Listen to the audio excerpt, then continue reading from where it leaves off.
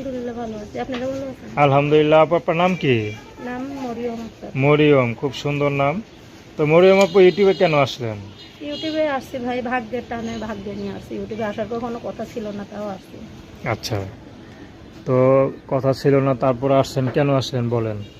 ভাই ধরেন প্রেম ভালোবাসা কইরা এমনিতে পরিবার থেকে আর কি বিবাহ দিছিল এখানে।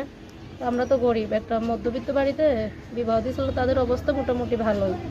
তো বিয়ার পরে ভালোই সংসার। 2 মাসের যখন বাচ্চা পেটে, 3 মাস সংসার করার পরে 2 মাসের বাচ্চা পেটে ছিল, তখন ওইখান থেকে মানে ই করছে যে প্রথমে ভালোই ছিল, তার পরবর্তীতে বলছে যে তোমার বাবার বাড়ি থেকে এইটা আনো সেটা আনো।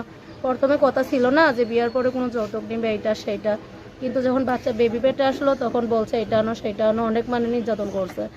আনতে পারি নাই, তখন মারধর করছে ওই অবস্থায়। তারপরে একদিন বাড়ি থেকে বের করে দিচ্ছে, ওটা আচ্ছা। বাবার বাড়িতে না, আম্মুর এখানে আসছি। আম্মু আমার একাই থেকে বাড়িতে, আমি থাকি আম্মুর সঙ্গে। তারপরে ওইখান থেকে মানে ডিভোর্স দিছে। ডিভোর্স দেওয়ার পরে এখান থেকে আমরা মানে আনের আশ্রয় নিতে চাইছিলাম।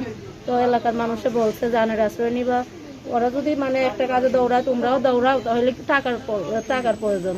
ওরা গরিব মানুষ, টাকা পয়সা কোথায় পাবে? তো জোর করে তার সংসার করা যায় না, এই কারণে আমি এখান থেকে তারও ডিভোর্স দিয়ে দিচ্ছি। তখন বাচ্চাটারে নিয়ে আম্মুর কাছে থাকি, অনেক কষ্টে এখানে থাকি, মানুষের বাড়িতে কাজ করি। আম্মু বয়স হয়েছে, বাড়িতে থাকে, বাচ্চারা রাখে।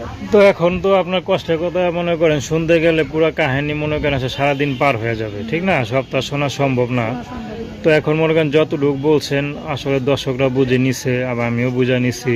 তো এখন মনে করেন আপনার এই সন্তান সহ যদি কোনো বুড়া লোক দায়িত্ব নিতে চায়, আপনি কি বিয়ে করবেন? হ্যাঁ আলহামদুলিল্লাহ আমি করবো।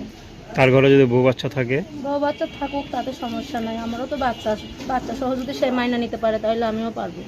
তো দর্শক, আপনারা মরিয়ম আপুর কথা শুনলেন।